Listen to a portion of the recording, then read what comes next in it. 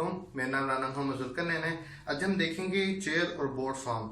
Chair और board form cyclohexane की हम चेयर और बोर्ड फॉर्म देखेंगे और हम देखेंगे इन दोनों में से कौन ज़्यादा स्टेबल है। तो सबसे पहले हम बात करते हैं चेयर फॉर्म की।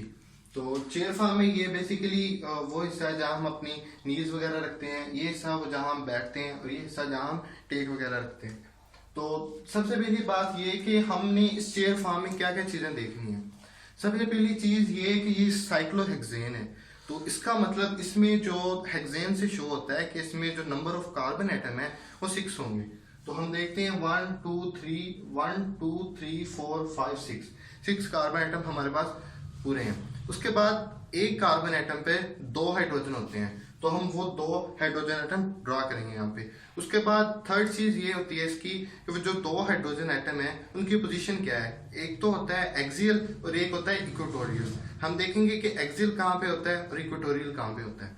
उसके बाद हम देखेंगे कि जो एक्सियल और इक्वेटोरियल हाइड्रोजन जो हमने ड्रॉ कर लिए हैं, उसके बाद उसमें होता है कि इनकी अट्रैक्शन कहाँ पे हो रही है और इनकी रिपल्शन कहाँ पे हो रही है।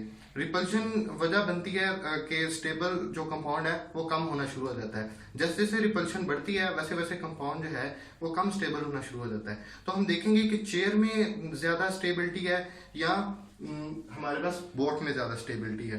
तो सबसे पहले हम शुरू करते हैं चेयर पे। तो ये हमारे पास चेयर है। तो एक जो कार्बन एटम है उसके पास 2 हाइड्रोजन होते हैं। 2 हाइड्रोजन में से एक जो है एक्सियल होता है और एक इक्वेटोरियल होता है। एक्सियल कैसे होता है? एक्सियल फॉर एग्जांपल एक जो हमारे पास या ये वाला कार्बन है, इसमें एक्सियल अगर अप होगा तो जो दूसरे वाला कार्बन है उसमें एक्सियल डाउन होगा। तीसरे वाला जो कार्बन है अगर उसमें एक्सियल अप होगा तो चौथे वाला जो है उसमें एक्सियल डाउन होगा। तो सिमिलरली हम यहां ड्रॉ करते हैं ये हाइड्रोजन जो ब्लैक से ड्रॉ कर रहा हूं, ये जो है ये हमारे पास एक्सियल होंगे। तो एक ये एक्सियल होगा, इसमें एक्सियल अबव है तो इस वाले कार्बन में एक्सियल डाउन होगा। और इस वाले जो कार्बन है इस पे एक्सियल डाउन है तो इस वाला जो कार्बन है इस पे एक्सियल अबव होगा। अगर इस वाले कार्बन पे एक्सियल अबव है तो इस वाले कार्बन में एक्सियल डाउन होगा। इसमें अगर डाउन है तो इसमें अप होगा। अगर इसमें अप है तो इसमें डाउन होगा। तो ये थे हमारे पास एक्सियल। अब सेकंड चीज हम देखते हैं कि इक्वेटोरियल कहां कहां होते हैं। जहां एक्सियल होता है ना उसके नीचे इक्वेटोरियल होता है। अगर एक्सियल अबव होगा तो इक्वेटोरियल डाउन होगा। तो ये जो कार्बन है इसमें एक्सियल अबव है तो इक्वेटोरियल जो है वो डाउन होगा। इसमें एक्सियल जो है वो बिलो है तो इक्वेटोरियल जो है वो ऊपर वाली साइड की तरफ होगा। अब हम इसकी तरफ आते हैं। इसमें अबव है तो इसमें जो इक्वेटोरियल है वो इस साइड पे होगा। इसमें इक्वेटोरियल इस साइड पे होगा। इसमें इक्वेटोरियल इस साइड पे होगा। इसमें इक्वेटोरियल इस साइड पे होगा। तो ये थी हमारे पास एक्सियल और इक्वेटोरियल की पोजीशन। जो हमारे पास ब्लैक से है ये हमारे पास है एक्सियल हाइड्रोजन और जो हमारे पास ब्लू से हैं ये है हमारे पास इक्वेटोरियल।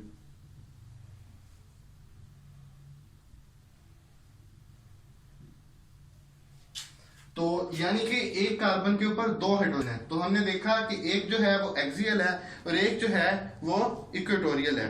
अब हम देखेंगे कि इसमें जो फॉर एग्जांपल ये जो हाइड्रोजन है कार्बन और हाइड्रोजन और ये कार्बन और हाइड्रोजन, इनके दरमियान जो है वो रिपल्शन बहुत ही मिनिमम है, यानी कि सबसे कम रिपल्शन है। तो सबसे पहले हम कार्बन को नेम दे लेते हैं। 1 कार्बन, 2 कार्बन, 3 कार्बन, 4, 5 और 6। हमारे पास 6 कार्बन एटम पूरे हो गए। तो अब हमारे पास 6 कार्बन एटम भी पूरे हो गए। हमने हाइड्रोजन जो है उसे एक्सियल और इक्वेटोरियल में डिवाइड भी कर दिया। अब हम अगली चीज देखेंगे कि इनमें जो देखेंगे कि जो स्क्यू बॉन्ड्स हैं वो कौन कौन से हैं। स्क्यू बॉन्ड्स वो होते हैं, वो कार्बन और हाइड्रोजन के बॉन्ड्स होते हैं जिनमें रिपल्शन सबसे मिनिमम होती है। तो हम देखेंगे इनमें से कौन से ऐसे बॉन्ड हैं जिनमें रिपल्शन सबसे मिनिमम होती है। तो हम देखेंगे कि एक ये कार्बन और हाइड्रोजन वाला जो बॉन्ड है 1 और 2, यानी कि ये 1 और 2 है, और ये कार्बन और ये हाइड्रोजन, और ये कार्बन और ये हाइड्रोजन, इन दोनों और इसमें रिपल्शन जो है वो सबसे मिनिमम होगी, क्योंकि ये हाइड्रोजन अबव है और ये हाइड्रोजन थोड़ा बिलो है, तो इनमें रिपल्शन सबसे मिनिमम होगी। तो ये हमारे पास 1 और 2 जो है ये हमारे पास स्क्यू बॉन्ड्स होंगे। सबसे पहले हम लिख लेते हैं 1 और 2। इसके बाद हम देखते हैं 2 और 3 में। 2 और 3 में कौन कौन से स्क्यू बॉन्ड्स हैं। तो एक ये और एक ये, इन दोनों में सबसे कम रिपल्शन होगी। एक ये वाला हिस्सा आ गया, एक ये वाला हिस्सा आ गया, क्योंकि ये थोड़ा अबव है इससे, ये थोड़ा बिलो है, तो इनके दरमियान रिपल्शन सबसे कम होगी। तो हम देखते हैं कि 2 और 3 जो हैं ये भी हमारे पास एसक्यू है। अब हम नेक्स्ट देखते हैं। नेक्स्ट में अगर देखें तो ये दोनों सिमिलर हैं, इनके दरमियान रिपल्शन होगी। तो अगर हम देखें कि इसके और इसके दरमियान रिपल्शन है, तो इसके और इसके दरमियान जो रिपल्शन है वो सबसे मिनिमम होगी। तो इसलिए ये क्या हुए एसक्यू 3 और 4। तो एक एसक्यू हमारे पास 3 और 4 पे आ गया। इस तरह 4 और 5 पे भी एक एसक्यू होगा। ये अबव है, ये बिलो है, तो इनके दरमियान जो रिपल्शन है वो कम होगी। ये अबव है, ये बिलो है, रिपल्शन कम होगी, इसलिए 5 और 4 पर भी एक एसक्यू बॉन्ड होगा। 4 पे भी एक एसक्यू बॉन्ड होगा। अब हम नेक्स्ट देखते हैं 5 और 6 में। इसमें ये अबव है, इसमें ये बिलो है, तो इसमें भी जो रिपल्शन है वो मिनिमम होगी। तो एक एसक्यू बॉन्ड जो है वो 5 और 6 पे होगा, 6 पे। और नेक्स्ट जो है वो 6 और 1 पे होगा। इसमें ये अबव है, इसमें ये बिलो है, रिपल्शन सबसे कम होगी, इसलिए एक जो है वो 6 और 1 पे होगा। ये सारे कार्बन और हाइड्रोजन के बॉन्ड हैं,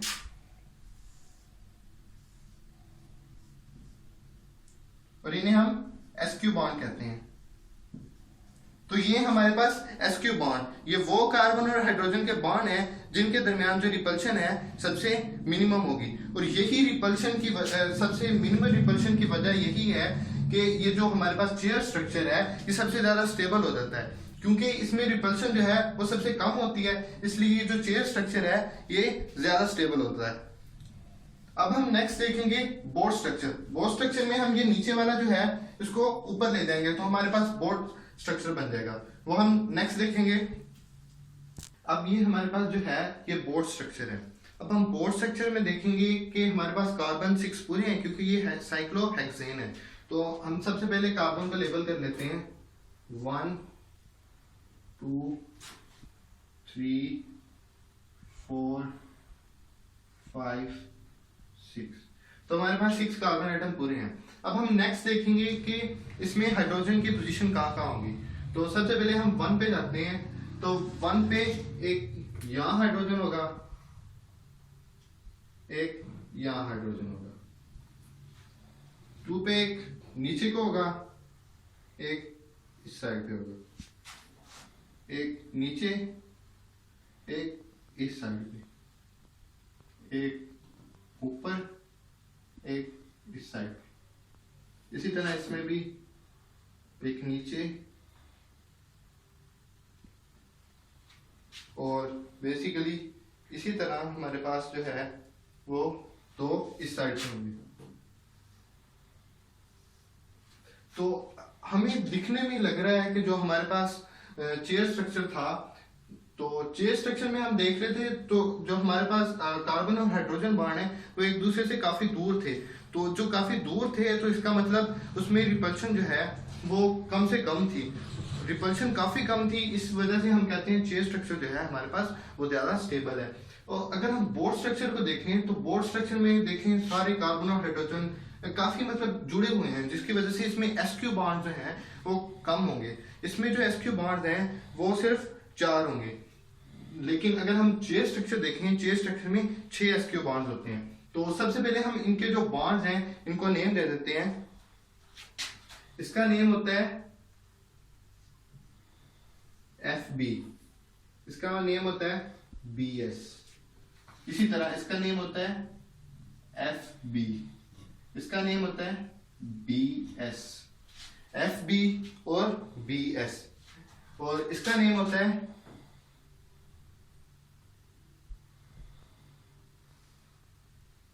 BE, इसका होता है BA। सिमिलरली इसी तरह इसका जो होता है इसका नाम होता है BE,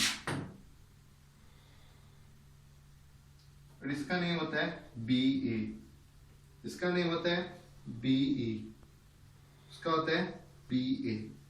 सिमिलरली इसी तरह BE, इसका नेम होता है BA। अब हमने इसको नेम तो दे दिए, जिसी तरह हमने वो चेयर स्ट्रक्चर था, चेयर स्ट्रक्चर को हमने एक्सियल और इक्वेटोरियल में डिवाइड किया था। एक्सियल सबसे पहले कार्बन पे ऊपर आता था, सेकंड कार्बन पे डाउन, इसी तरह ऐसी पोजीशन हमारे पास फॉलो होती थी। अब हमने इसमें जो नाम है वो हमने FB, BS, BE, BA ये हमने नाम दिए हैं। तो ये हमने जो नाम दिए हैं तो इसका मतलब क्या है, सबसे पहले हम FB का मतलब देखते हैं। FB बेसिकली इसका मतलब होता है फ्लैग पोल।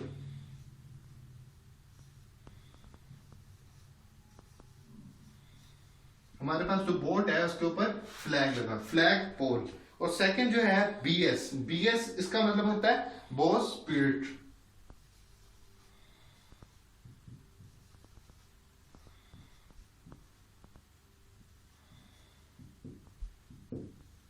और इसी तरह हमारे पास BE इसका मतलब होता है बॉन्ड इक्वेटोरियल, और BA का मतलब होता है bond axial. BE bond equatorial,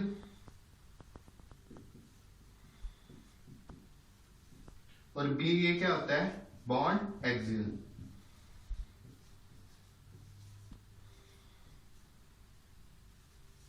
तो इसी तरह हमने ये जो हाइड्रोजन है इसको हमने डिफरेंट नेम दे देती हैं। किसी को हमने फ्लैग पोल, किसी को बॉस्पिट, किसी को हमने बॉन्ड इक्वेटोरियल, और किसी को हमने बॉन्ड एक्सियल का नाम दे दिया। अब हम सेकंड देखेंगे कि इसमें जो है एसक्यू बॉन्ड्स कहाँ कहाँ होते हैं, क्योंकि बेसिकली इसकी जो हमारे पास स्टेबिलिटी है वो एसक्यू बॉन्ड से पता चलती है, किसमें कितने एसक्यू बॉन्ड है। जो हमारे पास चेयर स्ट्रक्चर था उसमें हमारे पास 6 एसक्यू बॉन्ड निकले थे। 6 एसक्यू बॉन्ड्स का मतलब यानी कि 6 ऐसी पोजीशन है जहां पे रिपल्शन मिनिमम होती है, और जब रिपल्शन मिनिमम होती है तो इसका मतलब जो हमारे पास कंपाउंड है उसकी स्टेबिलिटी मैक्सिमम होती है। तो हम देखेंगे कि इसमें एसक्यू बॉन्ड्स कहाँ कहाँ हैं। तो सबसे पहला एसक्यू बॉन्ड जो है वो 1 और 2 के दरमियान होगा। 1 में FB ऊपर की तरफ है, इसमें ये BA डाउन है, तो इसका मतलब एक एसक्यू बॉन्ड 1 और 2 पर होगा। 1 और 2 पर एक एसक्यू बॉन्ड होगा। सेकंड एसक्यू बॉन्ड हमारे पास कहाँ होगा 3 और 4 में। तो 3 और 4 देखते हैं। 3 में ये डाउन है, 4 में ये अप है। तो इसका मतलब जो हमारे पास सेकंड एसक्यू बॉन्ड है वो 3 और 4 पे होगा। ये डाउन है और ये अप है, तो इसका मतलब इनमें रिपल्शन मिनिमम होगी। रिपल्शन मिनिमम का मतलब ये एसक्यू बॉन्ड 3 और 4। एक हमारे पास एसक्यू बॉन्ड हो गया 3 और 4 पे। और इसके बाद नेक्स्ट एसक्यू बॉन्ड होगा हमारे पास 4 और 5 के दरमियान। 4 में ये ऊपर की तरफ है, 5 में ये बिलो है, तो इसका मतलब ये भी एसक्यू बॉन्ड होगा। इन दोनों के दरमियान जो रिपल्शन है वो मिनिमम होगी FB और BA में। 4 और 5 ये भी एक एसक्यू बॉन्ड होंगे। अब सेकंड होगा 6 और 1। 6 और 1 भी एसक्यू बॉन्ड होंगे। इसमें ये अबव है, इसमें ये बिलो है, तो इसका मतलब यहाँ जो रिपल्शन है वो मिनिमम होगी, तो इसका मतलब ये भी जो है एसक्यू बॉन्ड होगा। तो हमारे पास ये कहाँ हुआ 6 और 1 के दरमियान। 6 और 1 के दरमियान। तो ये बेसिकली हमारे पास थे एसक्यू बॉन्ड। अगर हम चेयर स्ट्रक्चर देखें, चेयर स्ट्रक्चर में हमारे पास 6 एसक्यू बॉन्ड निकले थे। तो 6 एसक्यू बॉन्ड का मतलब है कि 6 ऐसे पॉइंट हैं जहां रिपल्शन जो है वो मिनिमम है। रिपल्शन मिनिमम का मतलब 6 ऐसे पॉइंट हैं जहां रिपल्शन मिनिमम है, और 6 जगह पर रिपल्शन मिनिमम होने का मतलब ये है कि जो हमारे पास चेयर स्ट्रक्चर है वो ज्यादा स्टेबल है। और यहाँ देखिए कि हमारे पास जो रिपल्शन है वो सिर्फ 4 जगह पर जो है वो मिनिमम है। ये है CH SQ बॉन्ड्स, यानी कि इसमें सिर्फ ये 4 जगह ऐसी हैं जहां रिपल्शन जो है हमारे पास मिनिमम है। तो इसका मतलब हमारे पास जो चेयर स्ट्रक्चर है वो ज्यादा स्टेबल होगा। अब हमारे पास देखेंगे कि रिपल्शन बेसिकली होती कहाँ है। एक तो ये FP और FB के दरमियान जो है ये रिपल्शन होती है, और दूसरी रिपल्शन कहाँ होती है, BE, यहां भी रिपल्शन होती है। क्योंकि ये सारे स्ट्रक्चर जो है वो बिल्कुल क्लोजली रिलेटेड है, ये सारे एक दूसरे के काफी क्लोज आए हुए हैं, जिसकी वजह से इनमें रिपल्शन होती है। तो 2 और 3 के दरमियान भी रिपल्शन होगी, और उसके बाद हमारे पास 5 और 6 में भी रिपल्शन होगी, 5 और 6 में भी रिपल्शन आ गई, दोनों बिल्कुल एक दूसरे के आमने सामने है, इस वजह से यहाँ पे भी रिपल्शन होगी। तो इस अगर हम देखें चेयर स्ट्रक्चर में जो रिपल्शन है वो बहुत मिनिमम थी। तो यहाँ देखें नीचे भी रिपल्शन, ऊपर भी रिपल्शन और यहाँ भी रिपल्शन, और इतनी रिपल्शन होने की वजह से ये जो स्ट्रक्चर है ये कम स्टेबल होता है। और ये कम स्टेबल क्योंकि इतनी तो रिपल्शन आ गई, जब रिपल्शन आ जाएगी तो इसकी जो स्टेबिलिटी है वो कम होना शुरू हो जाएगी। तो ये था आज का हमारा टॉपिक, चेयर और बो स्ट्रक्चर। हमने चेयर और बो स्ट्रक्चर देखा, तो इसमें याद करने वाली चीजें बेसिकली यही हैं कि सबसे पहले आपको पता होना चाहिए कि चेयर और बो स्ट्रक्चर जो है इसमें हमारे पास जो है हाइड्रोजन की पोजीशन कहाँ का है, और हाइड्रोजन की पोजीशन कहाँ का है और उनकी जो पोजीशन है उनका नाम क्या है। फॉर एग्जांपल अगर हम चेयर स्ट्रक्चर देखें, चेयर स्ट्रक्चर में हमारे पास आता है एक हमारे पास एक्सियल होता है, एक इक्वेटोरियल होता है। हमें पता होना चाहिए एक्सियल की पोजीशन क्या है और इक्वेटोरियल की पोजीशन क्या है। सेकंड हमारे पास आता है चेयर स्ट्रक्चर, बोर्ड स्ट्रक्चर में हमें पता होना चाहिए कि हमारे पास जो हाइड्रोजन है उनकी पोजीशन क्या है, फ्लैग पोल पे है, बॉस स्पिरिट पे है, बॉन्ड इक्वेटोरियल पे है, बॉन्ड एक्सियल पे है। तो ये हमें पता होना चाहिए इनकी पोजीशन कहाँ पे है। एक तो हमें ये 2 चीजें पता होनी चाहिए। सेकंड चीज हमें ये पता होना चाहिए कि चेयर और बोर्ड में सबसे ज्यादा स्टेबल कौन सा है, और उस स्टेबिलिटी की चेयर अगर ज्यादा स्टेबल है तो उसकी स्टेबिलिटी की क्या वजह है। स्टेबिलिटी की वजह यही है कि उसमें जो रिपल्शन है वो मिनिमम होती है। तो सबसे पहले तो ये चीजें हमें इनकी पता होनी चाहिए पोजीशन। जब हमें पोजीशन का पता चल जाएगा तो हमें पता चल जाएगा कि रिपल्शन कहाँ कहाँ मिनिमम है। अगर आपके कोई क्यूरी हो तो आप नीचे कमेंट सेक्शन में पूछ सकते हैं। अगर आपको मेरी वीडियो पसंद है तो वीडियो को लाइक और चैनल को सब्सक्राइब कर दीजिए। Thank you.